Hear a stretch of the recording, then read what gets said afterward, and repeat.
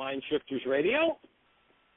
It's a delight to have you with us on Tuesday, the 2nd of August, a new month unfolding in our world. And day, I've lost track of the days, but we're still celebrating Memorial Day. Anybody who chooses to join us in doing that, our invitation to you is that you become willing to look at something in your world that you hold that's based in some form of hostility or fear that you're willing to forgive.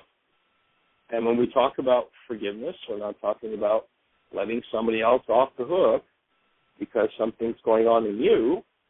Forgiveness is a tool with which you go inside yourself and remove what never belonged. And that's what we're here to support you in. And we invite you to tap into our website, www.whyagain.com, www.whyagain.com. And on the right-hand side, you'll see a link that says Download Worksheets. We invite you to tap into that link and to look at the first 3 links under that section, and those first 3 links are the how-to of forgiveness, the internal process of forgiveness. And the difference between the classic, the way the world does forgiveness and the way we're talking about it is that in the classic form of forgiveness in our culture, everybody's got everybody else to blame but is willing to forgive them, so let them off the hook for what's happening inside. And of course, it's pretty ridiculous to let somebody else off the hook for what's happening inside of you, something that you created. And so the idea is to be willing to step in and be responsible for everything that's in you. And if there are things you've been blaming somebody else for, that's done by a little trick of the mind called projection. And we invite you to undo your projections. How do you undo your projections? Well, that's what the Reality Management or Forgiveness Worksheet is about. That's the Aramaic way of undoing what never belonged. And so, welcome to the show. If you've got a question for us or a thought, if you're doing worksheets or using any of the other tools and have questions about them, we would love to hear from you about your questions. And our phone number, call in, 646-200-4169. We'd love to hear your voice. I don't know if you're there, Lynn, but if you are, we've been conversing the last couple of days, and I would love to carry on our conversation in support of where you're heading with the process of forgiveness and with the tools. So, Jeannie, do we have any callers or anything in the chat room at this moment? No, we've got Tim and David both on the line now, but we don't have anybody. I actually got bumped out of the chat room. I don't know what's going on. It says somebody else signed in and kicked me out. So I don't know how that happens, but so I'm just now signing back into the chat room. But we don't have any questions yet. All right. Well, good morning, David and Tim. Welcome. Good morning. Or good afternoon, I guess. I'm still doing the show from back in Oregon in morning time, but it's afternoon here too. It's 1 o'clock. So we missed you yesterday, Dr. Jim. Well, it's really good to be back. I had lunch with 2 charming ladies yesterday. I sent you an email about that, and I tried to respond to your phone call earlier today, but I did get your note, and I'm looking forward to talking to you about possibilities for later in the month. Cool. And I'm sorry that I missed the show yesterday, but I'm sure it was enlightening, and I'll catch it on the replays. Well, I'm sure it was worth it to spend the lunch time with 2 young ladies. That's awesome. It was. Christy and her granddaughter. Oh, neat. Well, tell Christy I said hello and send our love. Will do. Well, so what was the big topic yesterday? Well, we mainly talked, remember on Friday we talked with Lynn, who was talking about some challenges and opportunities with alcohol. And so we shared some ideas with Lynn about forgiveness and some of the challenges there. She had some openings on how to use the worksheet. And so it was really good conversation. I think everybody got a lot out of it. So it was excellent. Well, great. So she got to call in yesterday instead of just being in the chat room? Yeah.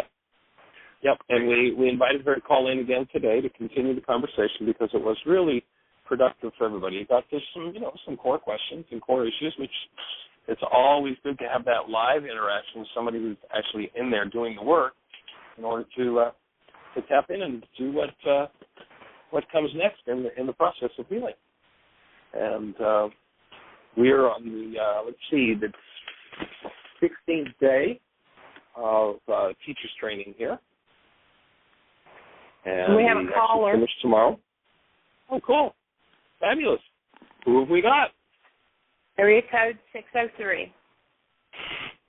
603, I think that's Lynn.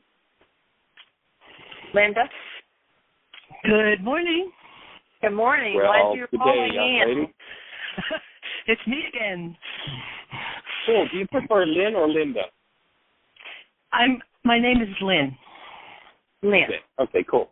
Cool. Well, let me just finish a thought I was putting out, Lynn, and we'll get into our conversation. But we're just finishing teachers training, and then we have a day off between sessions. And the next day we start, on the 5th, we start 16-day laws of living. So things are rocking here at Heartland. A small but mighty group of teachers. Absolutely awesome the way the people who are here studying teachers training.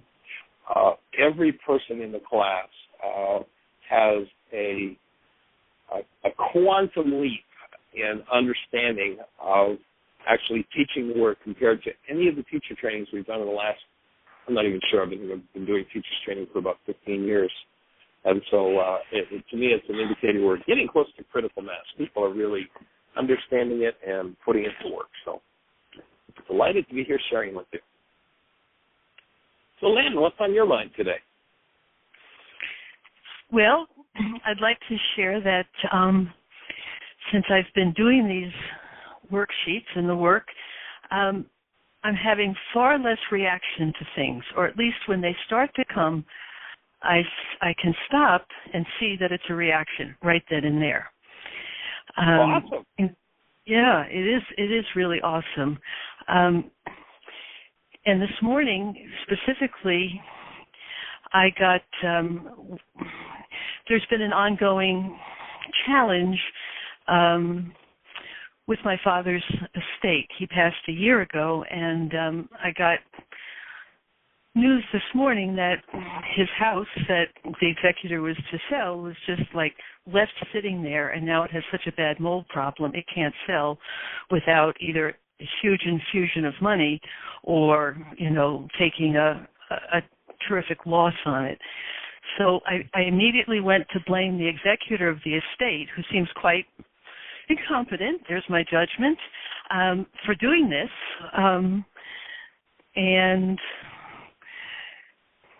And I stopped myself from blame. I'm stopping myself from blaming her. But now this all just happened within the last hour. And I'm just starting a worksheet on her now with this. So I'm wondering if we could do that together. What I learned yesterday, Michael, and I spoke with another gentleman on the show when your voice went off, is that for me to go right after the alcohol is not the place to go. It's to really look at all the other stuff that's going on, and that my tendency in my life has always been to find a quick fix, say it's done, and move on, but it's still there. Right. And what I really got to see yesterday that's really exciting for me is, okay, quick fixes, I got to give them up. And maybe I need to do a worksheet on quick fixes. There you go. Because I've been I've done a million quick fixes, not some around alcohol, but everything else in my life that hasn't worked or that has been troublesome. Basically, I think anytime I hit any of these associated projections, I go find something that makes it feel okay. That's done. That's taken care of. And now I just see it's. Yeah, it's gonna, it's a process. It's gonna, the rest of my life. Yeah, absolutely. And I am so grateful that I have this time, said, I have all the resources with the work that I have. I'm going to a group tonight locally. And so my next thing is to do worksheets on quick fixes, and the estate executor just really dropped the ball.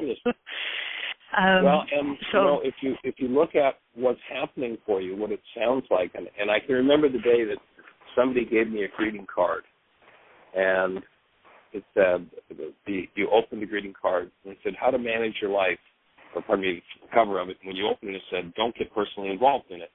And it sounds like you're developing the ability to step back from your mind and watch what your carbon-based memory does, how it just spits out and spews out whatever it is. And whenever there's more stress than you can handle, the stress management device in the past has been, well, I just use a little alcohol, then my stress goes down. Of course, when my stress goes down, I knock out the inhibitors, so I do behaviors with which tomorrow I'll get to have more stress, but, that momentary quick fix. And so just, to build the brain cells for as you develop the ability to step apart from your mind, to become the thinker apart from your thought, the feeler apart from the feeling, the actor apart from your actions, and don't get personally involved in your own life. That you don't believe everything your carbon-based memory has to say. There's a worksheet on the website and a DVD called Healing Through Relationships. And in that worksheet, we ask people to do 3 early memories of conflict. And most people outline in their lives 95% of the conflict that will ever occur in those simple 3 offhanded early memories, the dynamics and the principles. And when you can step away from that and start disbelieving what your body's mind tells you, all that this body's mind can do is replicate, and if it replicates stress and pain, then whatever mechanisms we found successful, that's what we'll tend to get stuck in. So, awesome. Sounds like you're right on track. Great. Yeah. Yep.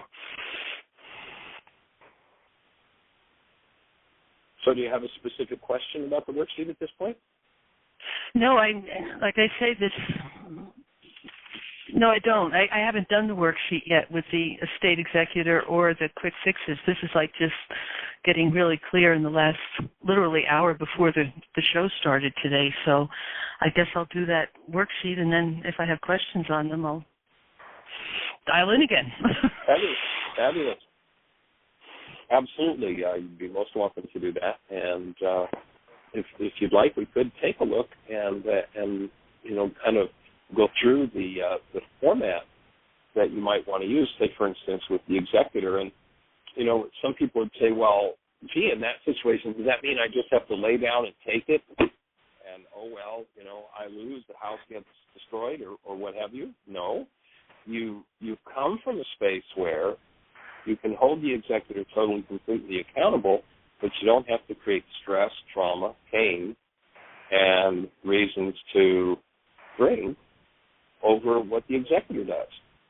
And what the body's mind, what the replicate mind will tend to do, or what we call the body's mind will tend to do, is it will tend to take its pattern, oh, look, they screwed up, now I'm in pain, in stress, therefore I have a reason to complain. The option to that is, oh, I see that over them not doing it right. Gee, has that ever been an issue in my life, doing it right? That I have pain and stress. So if I come at them out of my pain and stress, I'll simply increase my pain and stress and end up with more of the same. I think what I'll do first, instead of starting right out with trying to take the beam or the speck out of their eye, I think I'll go look at the beam in my own. What's the beam in my eye? Okay, so to make that concrete, 1A, I put in Brenda, the executor. Right. 1B, what happened is she didn't take care of the house for a year, and now it's difficult to sell, and there's a lot of loss of money. Right. One way or the other. Right. So 1C is I'm pissed. That's my money. Okay. And the thought behind it is she's incompetent. Oh, I don't know. She didn't do it. No, she didn't do it. She didn't do it right. She didn't do it right. She didn't do it right. Okay. So then my thought that causes me to be in the feeling of anger, etc. Right. She's not doing it right. And then it can help, on the right-hand side, there's that little box. Draw your feelings. What you're feeling about that. And it's anger. Yep. And what's your punishment thought? Well, what is it you want to do? I want to lash out and tell her she's incompetent and she owes that money that's been lost. It comes out of her take. Right. And if I don't do that, this is great, Michael. If I don't do that, I just want to go drink. Perfect. Well, I probably I want to do both. The anger, in order to deal with the anger in me, I want to drink so I don't feel that. So we call this sin, self-induced nonsense. I have an energy in me that's off the mark. I have an energy in me that's off the mark, and that's what the word sin means. It's an archery term. You missed the bullseye. And as a result of that energy in me that's off the mark, I have pain, and my anesthetic is alcohol. And my other anesthetic is hostility, rage at her. Hostility is an internally produced drug that anesthetizes us against pain. And when you look at your punishment thought, you walk past the feeling, you look at your punishment thought. There's another worksheet that we do that's an advanced worksheet. This one is the base key ideas, but there's another worksheet that we do where we, in essence, ask the question to remember when someone did what it is that you want to do to punish to you.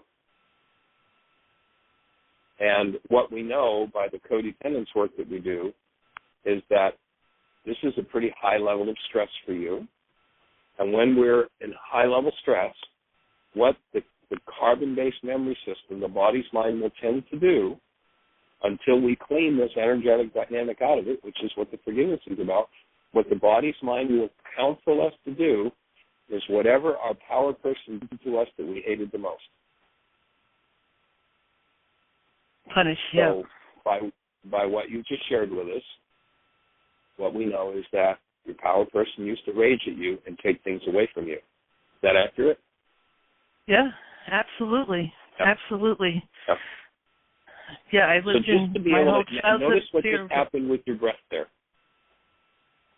Notice what's just happened. There was an opening in your breath, and that's where that opening occurs. When we were abused in those ways by the power person, we locked that energy in with the breath. And when you soften the breath and can open it, that's when you can let go of that punishing. Yeah, that's true, because up until now, in talking with you, I felt a bit out of breath, and I don't feel that at the moment. Is that what you mean? That you heard the shift? I could hear the shift in your voice. It was just that little energetic shift that took place, and that's where in the ancient teachings they said, and this is all about just doing our work. It isn't about theology. In the ancient teachings they said the veil of the temple must be rent in twain, that is, torn in two. The veil is the barrier between the subconscious and the unconscious. The unconscious in the ancient teachings was called the heart. They said, take care of the heart, for out of it are the issues in life. So I play out my behaviors from an unconscious or a dissociated state of mind. I didn't understand that. Take care of the heart instead of... Take care of the heart, for out of it are the issues in life. That word heart, in the language we're speaking of in this work, would be the dissociated mind. So when my power person abused and took things from me, I held my breath. I created a veil. I created an unnatural barrier, and I hid that painful experience from myself. And now that it's hidden from me, whenever a situation comes along that resonates that, i.e., My power person did that to me when I didn't do it right. So when somebody comes along that doesn't do it right, I'm controlled by the pain and trauma in my own dissociated mind and do the behaviors of my power person. And it is so painful that I can't look at it. So holding the breath when that comes up, after it's happened 1,000 times, holding the breath isn't enough to keep it locked down. So I look around and go, well, what can I use next? Oh, I'll use rage. Rage is an internally produced chemical that anesthetizes feelings. So, gee, I rage and I go, now I feel powerful. Now I feel better. Now I don't feel weak and hurt like this content of my dissociated mind. And when I can calmly step back from my own dissociated states, there'll come a point as I start to observe where my breath will, as it did for you a moment ago, spontaneously open. And that, bang, clears out a piece of that dissociated information. Just takes it out of the space. So the heart is the dissociated mind? Heart is the dissociated mind or the unconscious. And that word heart, that's unconscious. Beautiful. That's beautiful. Say again? That's beautiful. I mean, you know, we've labored in the Western world for almost 2,000 years not being able to translate that word.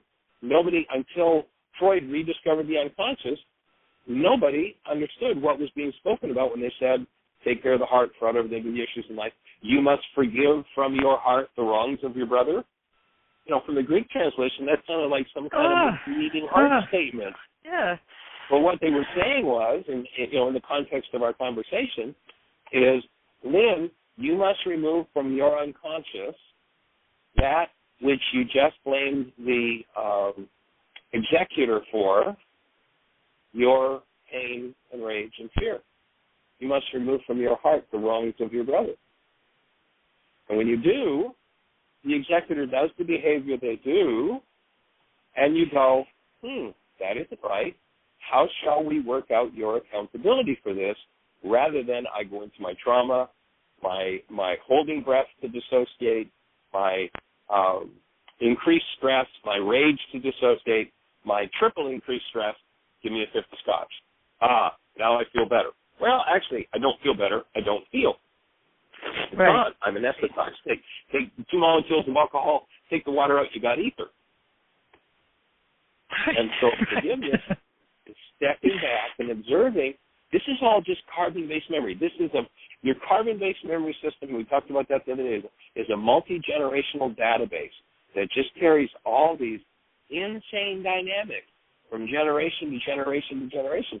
And when it becomes too painful, when that resonance becomes too much to handle, that's when I reach for my drug of choice. And, of course, you know, we live in a culture that's so drug-oriented, you can hardly go into even a food store and not buy foods that aren't laced with drugs, sugar, caffeine, nicotine, junk food, you know, I mean, on and on it goes.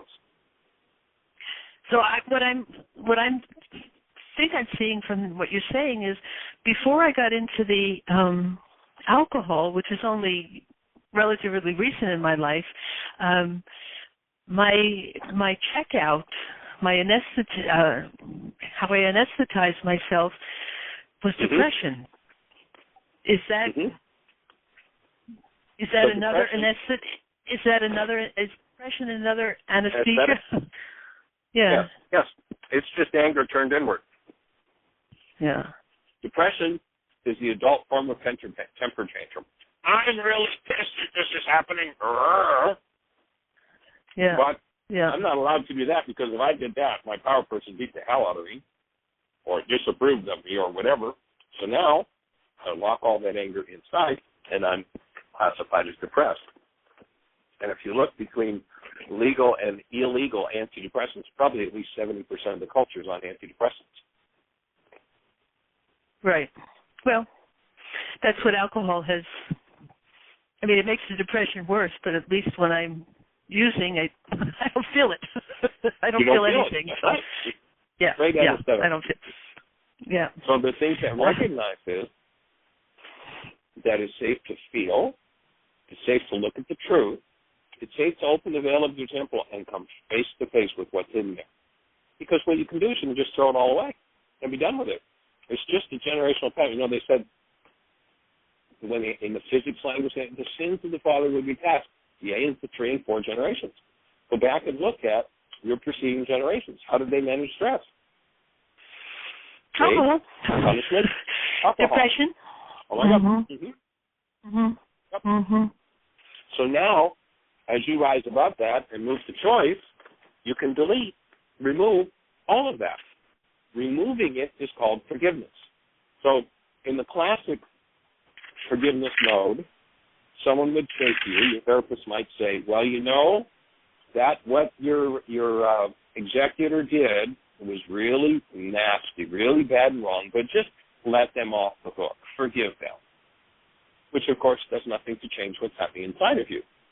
What we're going to move in the direction of is looking at what's in your heart that you project into your brain's image of the executor so that you can delete what's in your heart, and then with the connected mind of love, you can go to the executor and say, you know, you didn't do your job, and the terms of your job were this, and so how would you propose, or here's how I propose, that you take care of the deficiency in your task?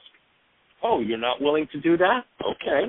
Well, then the next step is I'll just have to legally hold you accountable, because that's what our culture does, is it holds people accountable legally. So I love you, I bless you, I honor you, but you know, you really did screw up. For it. And you don't sit in trauma and pain stewing for days, weeks, months, and years, as many people do over it. You know, you hear people talk about something like that 20 years later, and they're still in their unconscious rage about it. You can be done with it today. Well, this brings up a much bigger situation. But how shocking. Pardon? What? I say, how shocking. What I do, stay with Brenda or segue into the new one? Well, you know, if you look in almost all of the religious traditions of the world, they have a set of beads. You know, if you look at the Buddhists or the Catholics, there's these beads that they use. The beads are symbolic. You know, if you're familiar, say, for instance, with the Catholic rosary, people do a series of prayers on the rosary. They do a Hail Mary, I have the Buddhist beads. Yep. So they do 10 little ones, and then, bang, they do an Our Father. There's the big one. And they do 10 little ones, a big one. The beads are symbolic. It's a way of communicating to mind that we're going to go deeper and deeper and deeper into our own unconscious dynamics. And it's like a set of beads. You pull up an issue, and then it'll connect you to another issue, to another, and you just start pulling this string of issues out until you've cleaned out your multi-generation database, and then you have this awesome gift from the Creator called a human form into which you incarnate and create your life and play. I love your definition of love, human life. Yeah, I mean, hold a newborn. It's really easy to tell what human life is. All you have to do is just hold a newborn, and most people are not living humans. Okay, Michael, where do I go? This other issue's coming up, and it's just flooding and overwhelming. Where do I go now? Okay. So you notice over on the right-hand side of the worksheet, there's a column there to put some notes about the other worksheets that you're going to do. So as you tap in, and if it feels like something more important is coming forward than doing this one, then you might want to just pull another worksheet and we'll start another one. Or you might just make notes over in the right-hand column. Okay, I need to do a worksheet on, you know, being abused for this. So, you know, all the times I watched Dad and Mom get drunk and I was left alone and felt like I didn't have a parent, you know, what have you. Could we start the other one right now? Sure. Okay. It's 1A is the Oregon Medical Board. They removed my license 20-some years ago because I was treating the charge at the time that started the investigation was I was treating cancer with nutrition.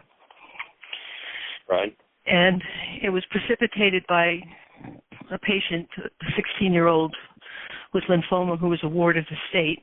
And his guardian, appointed guardian, took him to me instead of back to the oncologist for radiation and chemo for his lymphoma. And under my care, he went into remission, which turned out to be permanent.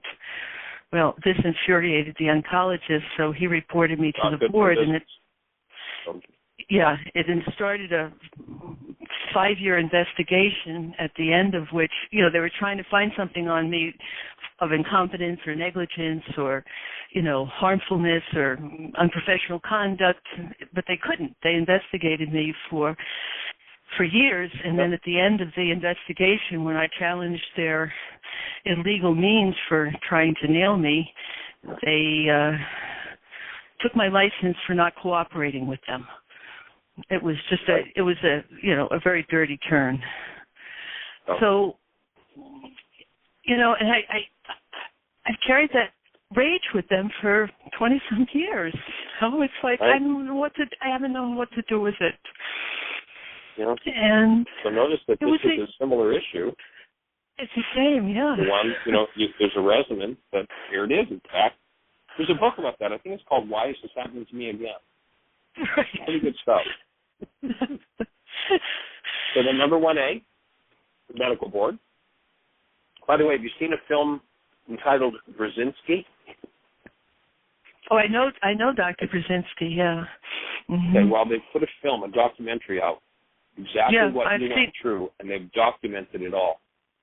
Right. It's awesome. I know. I mean, he's held on. It's just amazing. It is amazing. His courage is just phenomenal. In any event, so then after you put down the medical board, you put your initials. Because notice that, and I have no idea, but everybody that was on the medical board that played that out with you, perhaps today, 20 years later, is dead. You're still carrying it around in your body. I mean, it's so painful that it drives you to drink. Yeah. Or rage. I mean, I didn't drink. Yeah, rage, and the drinking didn't start until quite a bit after all of that. Right. But it was my only resort. Yep. And I think Jeannie's got contact information for you. I've got somebody else I'll put you in touch with that might help you to resolve that issue on another way too. So describe what happened. Unjustly took my license, my livelihood, and that's exactly what the executive is doing, right? Unjustly taking your livelihood, your inheritance. Fair laws ties right in. This is also. This time you were the one. Say again. It's also connected, it's like this money from my father's estate. I mean, he yanked any support for me during medical school, during my first year of medical school. I worked the rest of medical school to support myself because I didn't do what he wanted me to do that year. It's like, so he withheld the money, and I went to medical school anyway on my own recognizance. It's just so bizarre the way this is all. Well, again, if you when we finish the show, jump on the website and under that download worksheet section, download the 3 early memories exercise, or you might want to order a copy of the video of Healing Through Relationships and the Codependence video. But as you do those 3 early memories, what you'll find is that you just 3 simple, silly, offhanded childhood memories, and you will have written about 95% of the trauma in your life. And the behaviors that control you your whole life long, the behaviors with which you've destroyed relationships, destroyed yourself, et cetera, et cetera. We can just go on and on with it. Right. And you said three early memories worksheet? 3 early memories worksheet. Yeah, it's totally self-explanatory. Okay. I just want to make sure I wrote that. If you want to download it, you can call back in if you want to download it. You need some support in filling it out.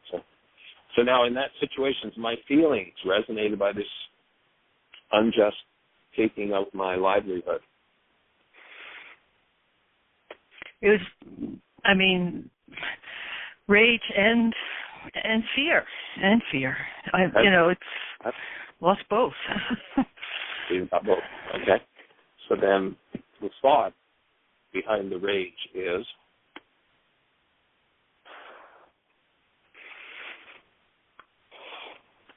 what would your thought be if you took a deep breath and just touched into that rage around that issue? What is your thought that you think? Let yourself become fully conscious of the thought you think in order to feel rage in that situation. Whew. Good. There's the breath. Notice the relief that came with that? Yep. I still don't have the thought, but something shifted, yeah.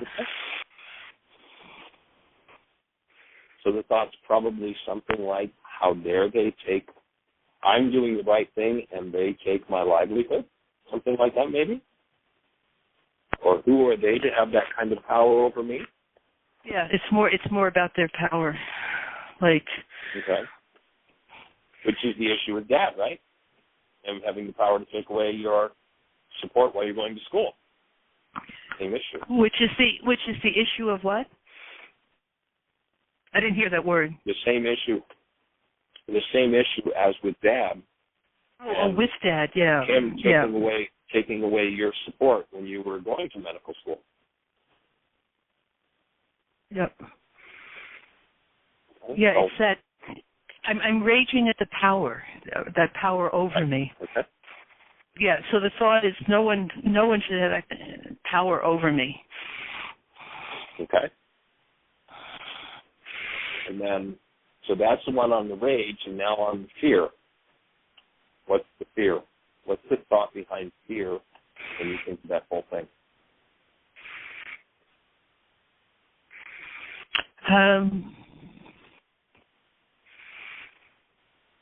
It's livelihood, but it's also who I am. I don't get to create my creative expression. I just love being a doctor. So I love. They can. Mm-hmm. So I love being a doctor. They can take away my means of self-expression. Yeah. Yep. And what do you want to do to punish them?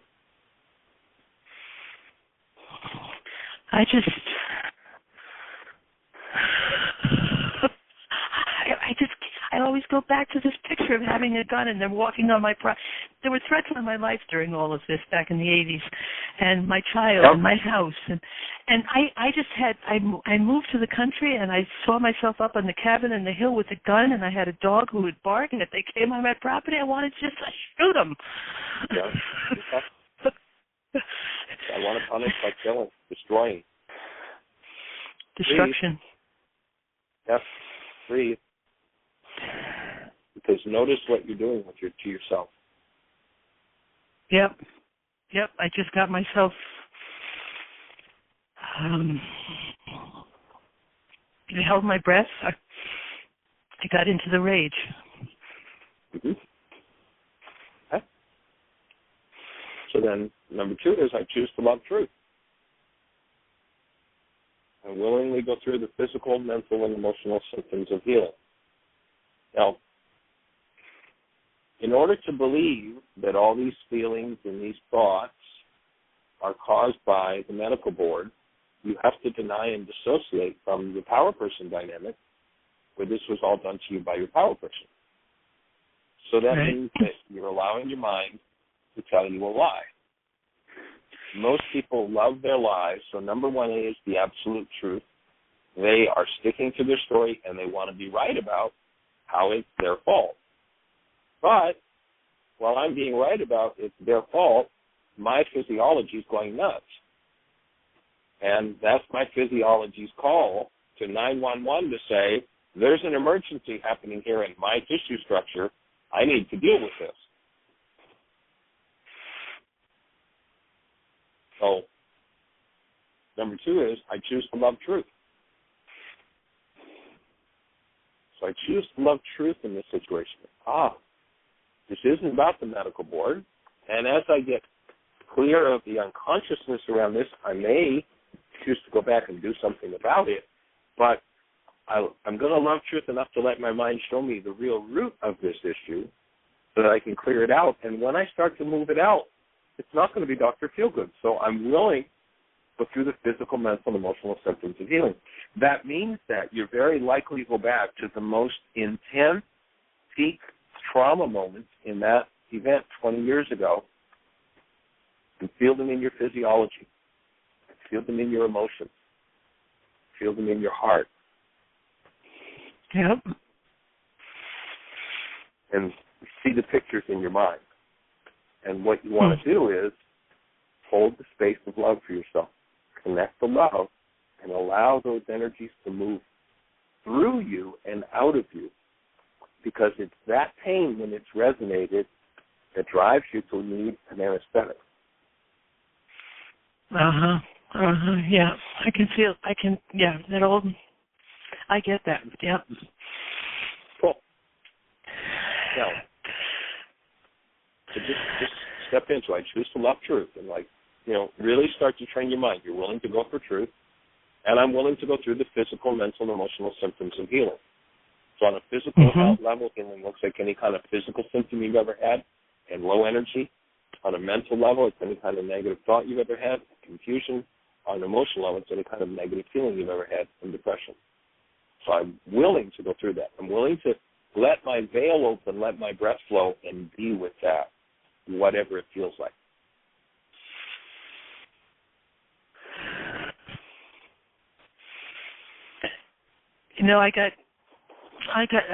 I got really sick the day of the last kangaroo court where the medical board was the judge, jury, and prosecutor. And I got really sick that day, and it turned into what is now, what is called medically chronic fatigue and fibromyalgia. And, I never, of course, fully recovered from that because I've been you just said this thing about, it's in the tissues, and as soon as you said that, it's like... Nobody can carry that kind of mental and emotional burden and the chemistry that results. Remember, yesterday we read the stuff from Candace Pert. About how our thought produced the neuropeptide, lands in the cell, becomes a chemical messenger in the cell. And that's a hellish burden for the cell. And until you forgive, until you remove that burden from the cell is going to be walking around, just think about a cell carrying this huge bag of garbage on its back. That's what chronic fatigue is. And I lost my sleep. Because you've not been given the tool of forgiveness. Right. You've not been shown how to remove that stuff.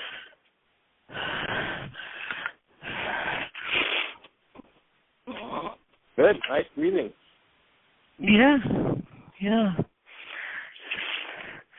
So number 3, the thing that causes your mind in a situation with the medical board and with the original worksheet that you're talking about with the executive of the state is that you have a goal, or whoever it is you're pinning that on. Your mind generates a reality from your dissociated content about anyone you set a goal toward that resonates that dissociated content.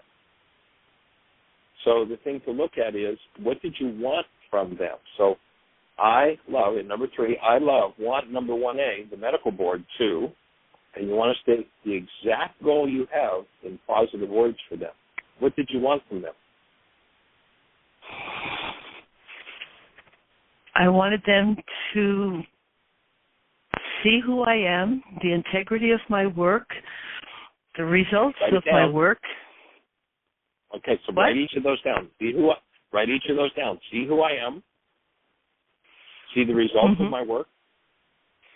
The integrity of my work. What else? And find me innocent. Appreciate me. Appreciate you. Okay, cool.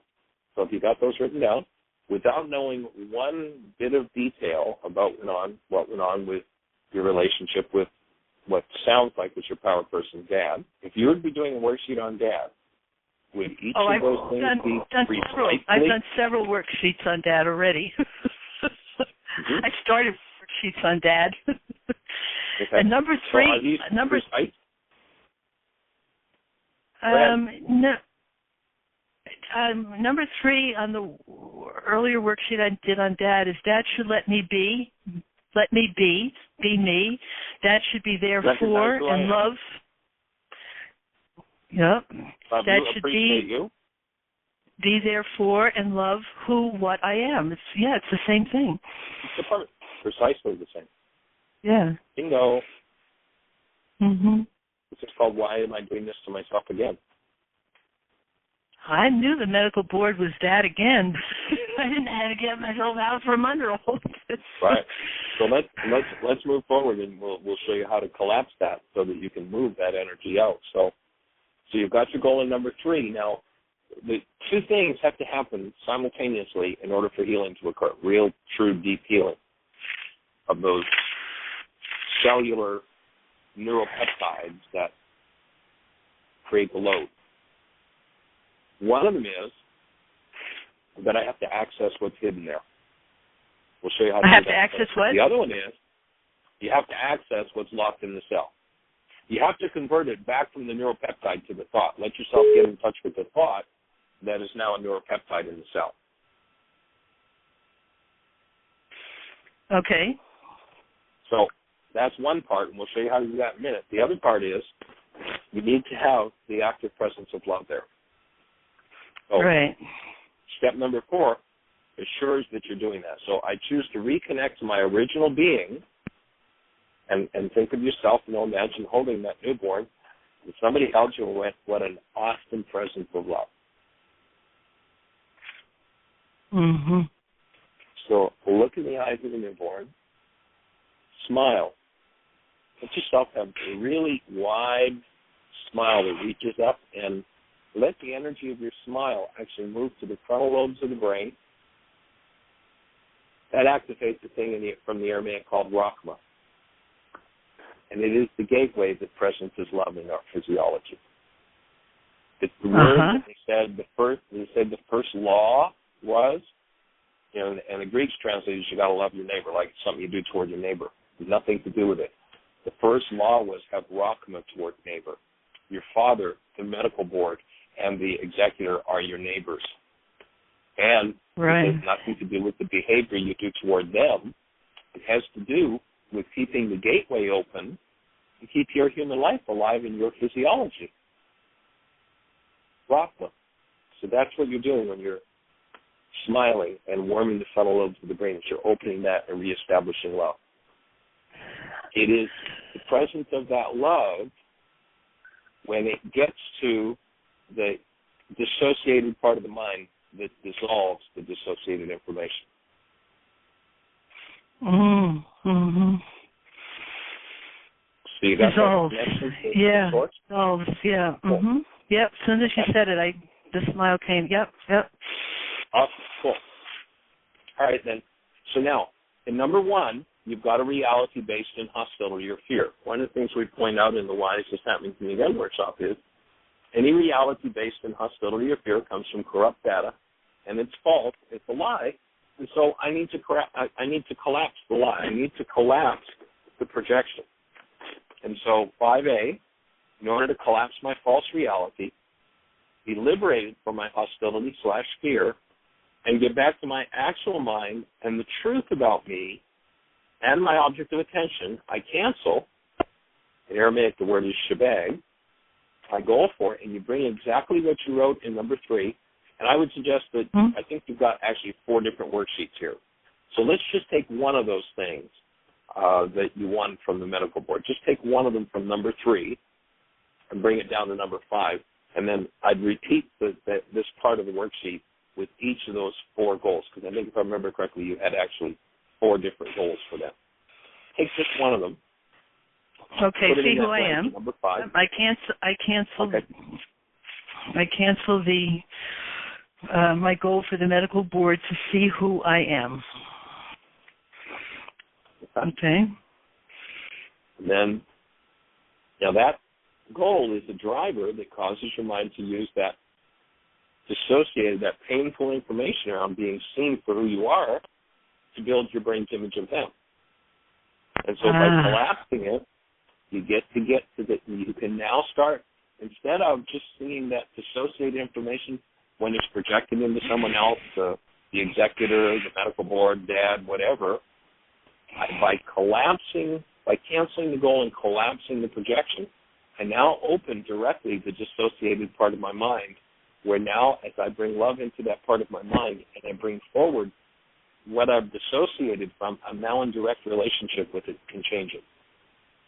And it's a pattern that probably goes back 1,000 generations. And so the second step in 5B is you need a helper.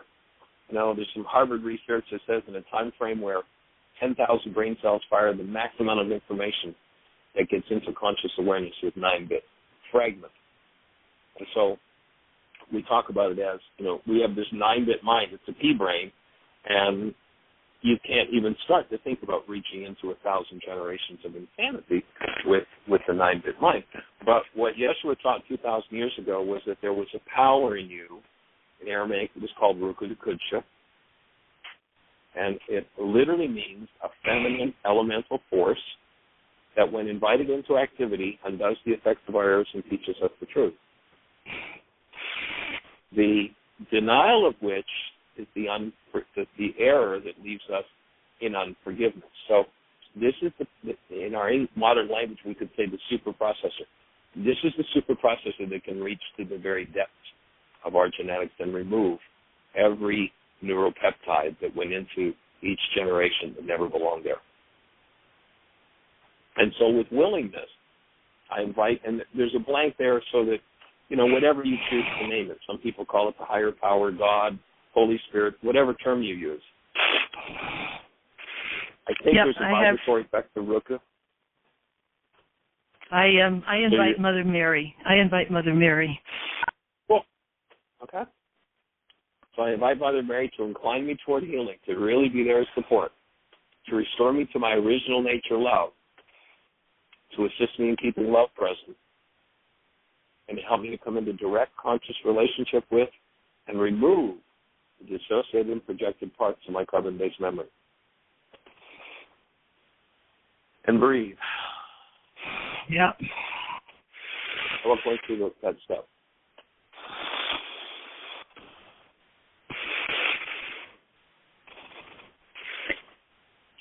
I have help. How you feeling? Yeah. I'm breathing. How do you feel yep. as you do that? I'm breathing and I'm smiling. Okay. I'm breathing. So number 6, I now feel, as you're smiling, is the word lighter? What is it? Yeah, definitely lighter. Lighter works. Mm-hmm. Okay. So I now feel, I'm smiling and feel lighter. I feel relieved. Yeah. I feel, lighter. Cool. Mm-hmm. That's what forgiveness does. And then about the situation, number 1B. So number 1B was the medical board took away my license. About that situation, what can you see now after doing that forgiveness process? How does that whole situation look to you at this moment? My response is, it happened.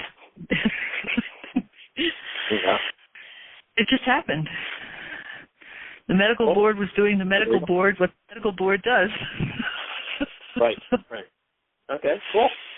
Awesome. And notice that instead of raging, you're laughing. That's what human life does in the presence of life, even when life isn't doing what it wants to have done.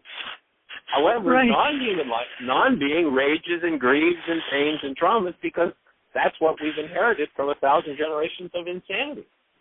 And what just flashed on my mind, one of the hearings, I had hearings locally, in the hospital because they didn't want me to use any of their facilities, because of my entanglement with the board. And of course, the oncologist was leading the local hearings.